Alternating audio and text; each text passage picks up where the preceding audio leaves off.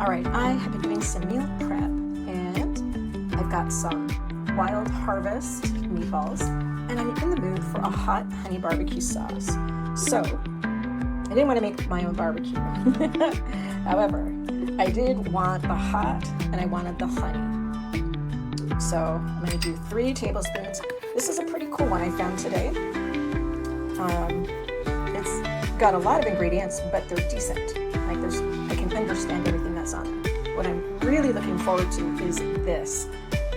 Honey with chili extract. So we're gonna give this a go. I've not opened it up before. And the best part about these little things at the top, oh my gosh, that's gonna be amazing. So I did 3 tablespoons. Ooh, this has got a good kick. So I'm actually gonna do a 3-to-1 ratio.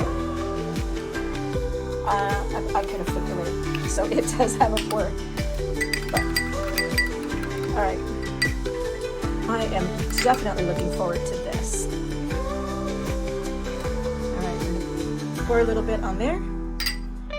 And I cooked these a bit ago. I know me, I'm gonna want a little bit more because we're feeling a bit saucy. That is really good. So a 3-to-1 on a tablespoon is a nice ratio.